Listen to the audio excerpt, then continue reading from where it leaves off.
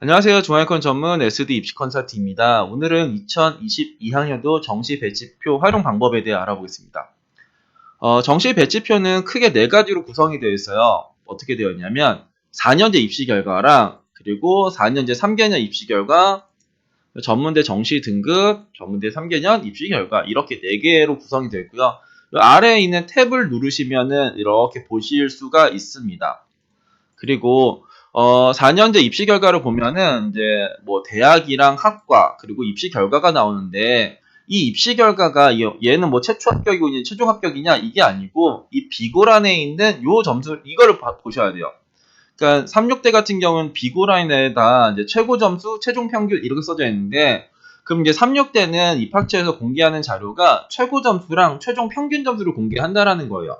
그러면 이제 83.25가 최고 점수, 80.01이 최종 평균 점수, 이제 이런 식으로 우리가 알 수가 있다. 그리고 추가 합격이라는 건 작년에 빠진 인원들이라는 겁니다. 그리고 저희 배치표에서 가장 중요한 게 이거예요. 그러니까 이 입시 결과를 정리한 자료는 많죠. 그죠? 뭐 무료로 배포되는 자료도 있고 대기업에서도 무료로 배포하기도 하고 그런단 말이에요. 근데 우리가 이것만 안다고 해서 지원을 할 수가 있냐 이거죠. 그게 무슨 말이냐? 대학은 작년이랑 올해랑 모든 대학이 동일하게 선발하지가 않아요. 작년이랑 올해랑 선발 방식이 다른 대학들이 훨씬 많아요. 그러면 그 대학이 작년이랑 올해랑 무엇이 어떻게 바뀌었는지를 아셔야지 지원을 할 때 훨씬 더 합리적이고 정확한 이제 지원 전략을 세울 수가 있어요. 예를 들어서 36대 같은 경우에는 뭐가 바뀌었냐? 이 세 개가 바뀌었대요. 뭐가? 영어 반영 비율이 증가를 했다. 그리고 제2외국어 반영이 폐지가 됐다. 그리고 한국사가 탐구 과목으로 대체를 한다. 이 세 개가 바뀌었는데, 이 세 개가 바뀌면 입시 결과가 올라갈까요? 내려갈까요? 이거는 사람마다 다를 수도 있고 누군가는 모를 수도 있고 그러는 거잖아요. 근데 기본적으로 영어 반영 비율이 증가를 한다는 거는 입시 결과 상승의 요인이에요. 왜냐면 영어는 절대평가이기 때문에 이 내가 원점수 70점만 맞아도 3등급이란 말이에요. 30점은 까여도 나는 3등급 받을 수 있는 거의 유일한 과목이죠. 그리고 대학마다 얘네들 이 영어 환산 점수를 대부분 많이 줘요. 그러니까 뭐 100점, 90, 80 이렇게 해도 많이 주는 거죠. 그 내가 7점 그 원점수 70인데 100분이 쟤네 80을 받는 것도 이제 많이 주는 거지만, 어느 대학은 뭐 100점, 98, 96 이런 식으로 주기도 해요. 그러면 나는 원점수 70을 맞고도 그 대학 환산으로 96점 영어 환산을 하는 대학이 있으니까, 그러니까 기본적으로 그 영어는 반영 비율이 증가를 하면은 입시 결과가 올라갈 요인이 커요. 일단 얘는 입시 결과 상승의 요인이 영어 반영 비율 증가예요. 근데 얘네들은 또 반대로 제2외국어 반영이 폐지가 됐어요. 제2외국어 반영이라는 거는 이게 모든 대학에서 다 그 제2외국어를 탐구로 대체를 하는 것이 아니라 뭐 이렇게 몇몇 대학들만 이제 탐구 대체를 한단 말이에요. 그럼 내가 제2외국어를 공부를 하든 아니면 찍어서 잘 본 학생들은 선택지가 딱 놓이는 거죠. 나는 뭐 이 대학 정도는 탐구 대체를 할 수 있으니까 나 이 대학을 쓸 거야. 이게 좋든 말든 간에 여튼 간에 내 선택지에 있는 거니까 쓸 수밖에 없는 거잖아요. 근데 그게 이제 제2외국어 폐지가 되면은, 반영이 폐지가 되면 입시 결과는 하락의 요인인 거죠. 근데 또 하나가 생기는 게, 한국사 과목이 탐구를 대체를 한다. 그러면 한국사가 탐구를 대체하는 대학들이 전국에 얼마만큼 있냐 하면은 거의 손에 꼽기 없어요. 그럼 인서울에 한국사를 탐구로 대체하는 대학이 있냐? 그럼 거의 이제 36대가 이제 유일하거든요. 그러면 이 종합해서 36대는 올해 입시 결과가 상승할 대학이다라고 이제 예측을 하는 거예요. 그러니까 이 예측 비용이라고 생각을 하시면 돼요. 그래서 정시 컨설팅을 받으시면 좋겠지만 뭐 비용의 부담이 있으실 수도 있고, 아니면은 지금도 저희 예약이 거의 다 마감이 됐는데 예약이 마감이 돼서 상담을 못 받는 학생들도 있을 거잖아요. 그러니까 그 학생들한테 도움을 주기 위해서 만들고 판매를 하는 거니까 꼭 필요한 학생만 구매를 하시면 좋을 것 같습니다. 그리고 36대는 올해 이제 예상이 상승이잖아요. 그러니까 예상이 상승이면 작년 대비 입시 결과가 올라간다라는 거잖아요. 그러면 내가 작년 평균 점수보다 내 점수가 높다고 한들 이게 꼭 안전하냐? 이건 고민해봐야 돼요. 예를 들어서 내가 경영학과를 지원하는데 내가 이제 백분위가 80이야. 내가 80인데 이 경영학과를 딱 지원을 하려고 했는데 이건 안전하겠다라고 생각을 하면 안 된다 이거죠. 왜냐하면 얘네들은 올해 입시 결과가 상승할 것이니까. 그렇기 때문에 올해 입시 결과가 상승으로 예상되는 대학을 안전한 대학으로 지정하는 거는 그렇게 좋은 선택지는 아니에요. 반대로 이 예상이 다 상승만 있는 게 아니라 유지도 있고 하락이 있어요. 그러면 작년이랑 올해랑 변동이 없는 쪽에서 내가 이제 안전한 대학을 고르는 게 좋고요. 그리고 내가 상향 지원을 할 때는 예상이 하락인 대학을 지원을 하는 게 좋아요. 예를 들어서 한성대라는 대학을 한번 보면은 한성대 같은 경우에는 이걸 보시면 상위 80%, 이 점수가 동일하다라는 거는 얘네들 딱 한 점수만 공개한다라는 거예요. 상위 80% 평균만 공개해서 이 동일한 점수가 들어가는 거고요. 그 한성대는 입시 결과 하락이 예상이 된다고 써져 있죠. 그럼 얘는 왜 하락이 예상이 되냐? 한성대 같은 경우는 작년에는 국어 수학 중에서 잘한 거를 40%, 그 못한 걸 20%를 반영을 했어요. 그러니까 국어 수학의 반영 비율이 딱 고정이 되어 있는 게 아니라 유연하게 국어 잘하면 국어 40, 수학 잘하면 수학 40 이렇게 반영했었던 대학인데 올해 같은 경우에는 얘네들이 문과 같은 경우 국어 35, 수학 25, 이과 같은 경우에는 국어 25, 수학 35 이렇게 고정을 해놔요. 그럼 내가 문과 학생인데 난 수학을 잘했어. 그러면 옛날에는 그냥 이렇게 썼으면 되는데 이제는 교차를 해야 되는 거죠. 내가 내가 문과인데 수학을 잘했으니까 수학을 더 많이 반영하는 이과 쪽에 지원을 해야지. 나 이과 별로 안 좋은데. 반대로 이과 학생도 나는 수학을 못하고 국어를 잘했는데 그럼 나 그러니까 문과로 교차를 해야 되나? 막 이런 생각이 드는 거죠. 작년에 그런 생각을 할 필요가 없었었는데. 그리고 상상의 인재학부도 작년에는 유연하게 40, 20 이렇게 반영을 했단 말이에요. 잘한 거 40, 못한 거 20. 작년에는 상상의 인재학부 주야관만 있었어요. 나머지는 다 이쪽의 학과들은 수시에서 2월된 학과들이에요. 그런데 이번 시즌에는 이 친구들도 다들 이제 정시 모집 요강에서 이제 선발을 하는 친구들로 이제 바뀝니다. 여튼 그리고 상상력 인재학부도 작년에는 그 잘한 거 40, 못한 거 20 이렇게 반영했지만 올해는 국어 수학 30, 30으로 이제 고정을 해요. 그러면 작년엔 잘한 거 40%, 못한 거 20% 반영했는데 이젠 동등하게 반영하잖아요. 그러면 얘네들도 입시 결과 이제 하락의 요인이 있는 거죠. 그리고 얘네들 일단 요것만으로도 하락의 요인이 있죠. 일단 잘한 거를 뭐 40, 20 했던 거를 과목별 지정해서 반영을 한다. 이것도 이게 입시 결과 하락의 요인인데 한성대는 작년에 수학 가형에 대한 가산점을 10점을 줬었어요. 그런데 올해는 수학 가형의 가산점이 폐지가 됩니다. 그렇기 때문에 한성대는 올해 이제 입시 결과가 이제 하락할 가능성이 상당히 높은 쪽의 대학이에요. 그러면 내가 36대를 상향할 게 아니라 나는 한성대를 상향해야지. 이제 이런 식의 우리는 생각을 한번 해볼 수도 있는 거죠. 그리고 이쪽의 4년제 입시 결과에서 또 좀 생각해 봐야 되는 거는, 얘네들의 입시 결과라는 거를 이제 필터를 한번 해보시는 게 좋아요. 이렇게 보시면, 이 세모가 있죠? 이거 누르시면은, 오름차순, 내림차순이 있어요. 이 내림차순으로 딱 하면은, 이제 위에서부터 이제 큰 숫자로 이제 솔팅이 됩니다. 그러면, 가장 위에가 작년에 언론영상학부였고 가장 밑에가 기독교학과였어요. 그러려니 하죠. 언론 영상은 높은 거니까. 기독교학과는 그래 낮은 거 이해를 하는데 이 친구가 이제 이렇게 있죠. 요 친구. 행정학과가 백분위가 83.47이다. 그 행정학과 위에 누가 있냐면 아동학과, 중어, 중문학과, 독어, 불어. 그럼 요 친구들보다 행정학과를 덜 좋아하냐 하면은 아니죠.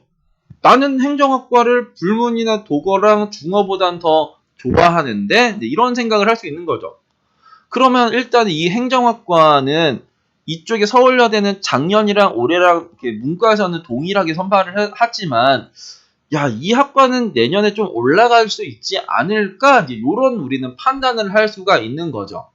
그러면은 행정학과가 내가 작년보다 입시 결과가 높아도 조금 조심을 해야 되는 경우도 생길 수도 있다인 거고, 또 반대로 보면은 요런 판에서는 야 나는 행정학과보다 위에 있는 너네가 좀 이상한 것 같은데? 라고도 생각할 수 있죠.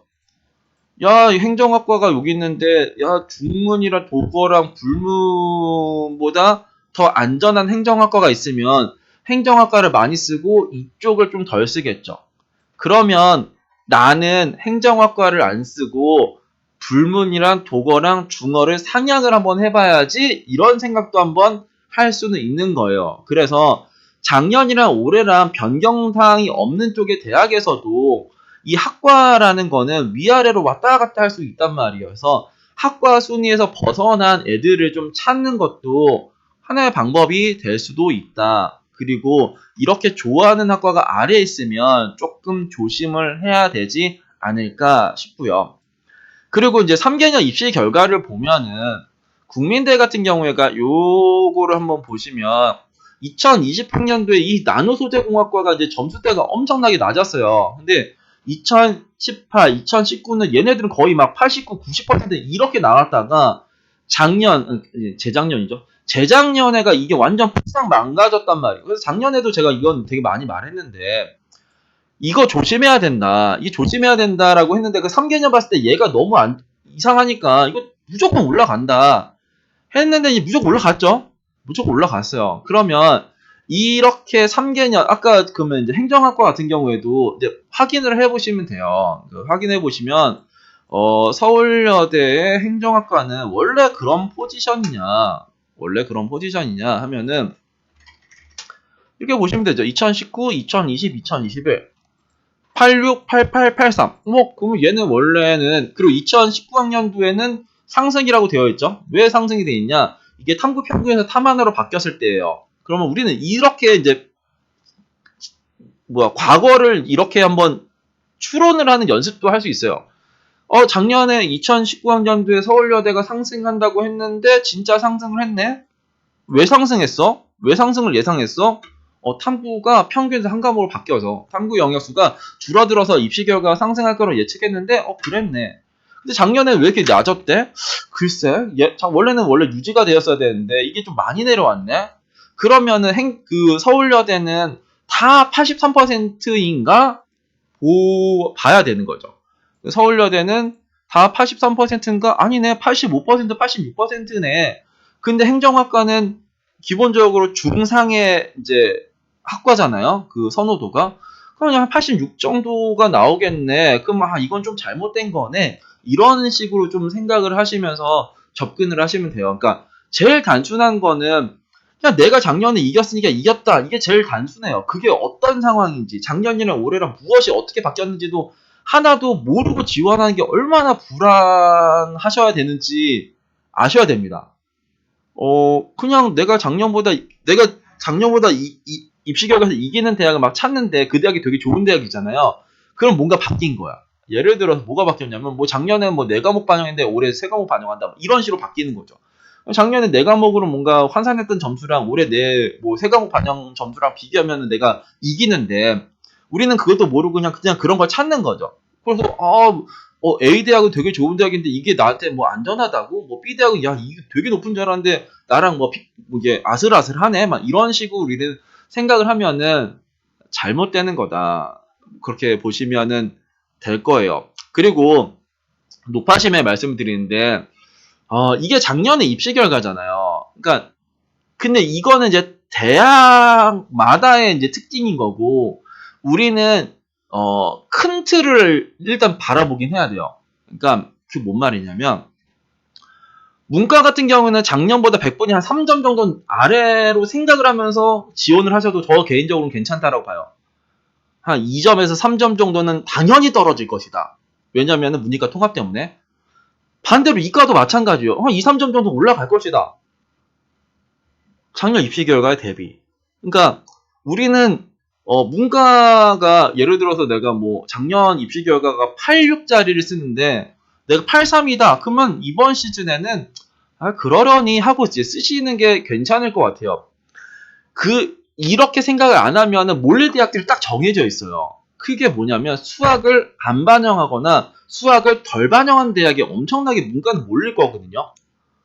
그쵸? 왜냐면은 수학을 덜 반영하면 할수록 작년 입시 결과 대비 내 점수의 차이가 적을 테고, 수학을 그러니까 적당히 반영하면은 그 덜 반영한 것보다는 갭 차이가 생길 거잖아요. 예를 들어서 수학 10% 반영한 대학이랑 수학 25%를 반영하는 대학이라고 하면은, 이번에 예를 들어서 그 문과 학생들이 100분위가 10에서 15% 떨어진다고 하면은 10%를 반영하는 대학에서는 이제 작년 대비 1.5점 정도가 떨어지는 거고, 저기 한 25% 반영하는 건 3, 4점 정도 떨어지는 거잖아요. 그러면 내가 3, 4점의 갭을 갖고 이 대학을 바라보는 것 자체가 부담스럽죠.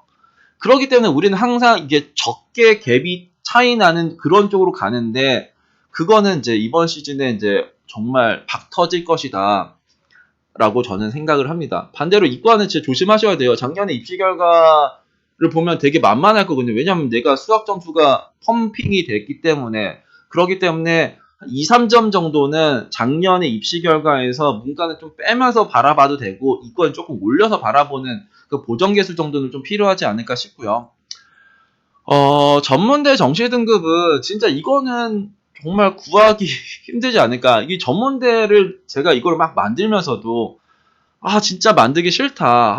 이제는 그만했으면 좋겠다라고 생각을 하지만, 그래도 필요할 사람들이 이 전문대 때문에도 구매하시는 분들이 꽤 있을 거라고 저는 생각이 들어요. 왜냐하면 없으니까, 자료가 없으니까. 그래서 이것도 이제 이제 어떤 식으로 뭔가 전문대는 선발하는지, 어떤 식으로 선발하는지랑 입시 결과를 이런 식으로 했고요. 동양 미래대를 보면은 학생부 40에 수능 60에 국어, 수학, 탐구 이 세 개 중에서 잘한 거 두 개를 고르고 탐구는 하나를 반영한다, 이런 식으로 표시를 한 거고요. 얘네들은 거의 다 평균의 최저 점수까지 공개를 하니까 이렇게 보시면 되고, 서울에서 이제 서울여자 간호대 이렇게 간호학과를 이제 선호를 하는데, 서여간 같은 경우에는 이제 국수 중에 잘한 거 하나에 영어 탐구 이렇게 반영을 한다. 근데 이것도 그러니까 이렇게 한번 보시면 될 것 같아요. 그러니까 입시 결과랑 다 정리했으니까 그 전문대가 어떤 식으로 선발하고 이제 어떤 식으로 그 입시 결과는 어떻게 됐는지를 보시면 되고, 그리고 이거를 봤을 때 요런 표시가 있거든요.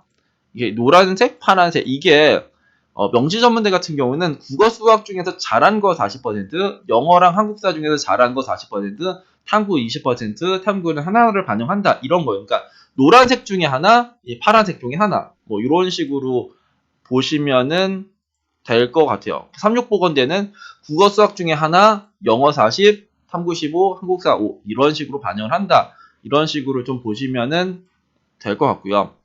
3개년 입시 결과 같은 경우에는 그냥 3개년 입시 결과예요. 그래서 내가 서울대 간호학 36보건대 간호를 이제 관심 있다면은 이런 식으로 보시면은 2019, 2020, 2021학년도 평균은 89, 88, 87, 최저는 87, 87, 85 하니까 87 정도, 87에서 88 정도면은 여튼간에 이렇게 꼴등이라도 여튼 들어갈 수 있는 점수였구나. 3개년을 봤을 때 이렇게 보시면은 될 것 같아요. 정시 배치표는 핵심이 이겁니다. 예상이에요. 그러니까 올해 작년 대비 올라갈 거냐 떨어질 거냐, 일단은 이게 가장 중요한 거고요. 뭐가 어떻게 바뀌었는지가 상당히 중요하다. 그것만 알고 가도 한 50% 이상은 이제 먹고 들어가는 거고, 그리고 이거가 이제 어렵다라고 생각을 하시는 분들도 계셔요. 그러면 우리가 이제 그런 배치 프로그램들 있죠. 진학사나 UA나 이런 거 있잖아요. 일단은 그거에서 내가 대학을 한번 세팅을 한번 해보세요. 그리고 그 대학이 올해 어떤 상황이지? 이를 한번 이제 확인하는 용도로 쓰셔도 저는 괜찮다라고 봐요. 그러니까 내가 이제 가군, 나군, 다군의 이 세 개를 딱 선택을 했는데, 나 가군의 어느 대학을 나는 안전하다라고 생각을 했었었는데 별일 없는 거지? 이제 한번 보는 거죠. 근데 이번에 얘가 이제 엄청나게 상승에 요소가 큰 거를 내가 잘못해서 안전하게 생각을 했었구나. 이렇게 생각을 하실 수도 있잖아요. 그러니까 이 배치표를 활용하시면서 이제 입시 컨설팅을 하시는 분들도 꽤 많은 걸로 알고 있는데, 근데 이제 그건 이제 입시를 좀 잘 아시는 분들이 하실 수 있는 거고, 정말 일반적인 학생이나 이제 학부모님들은, 아, 올해 얘네들이 올라갈지, 내려갈지, 이제 그 정도의 판단과, 진학사나 UA 프로그램 돌리는 건 하실 거잖아요. 그러면서 내가 그거를 가나다군을 쓰는 거에 대해서, 아, 괜찮겠구나. 별 변수가 없는 거구나. 내가 상향을 하려고 했던 게 올해 입시결과 하락 요소의 대학이었구나. 그러면 확률이 조금 더 높겠구나. 이런 식으로 판단을 하시면 되지 않을까 싶습니다. 오늘은 2022학년도 정시 배치표 활용 방법에 대해 알아봤습니다. 감사합니다.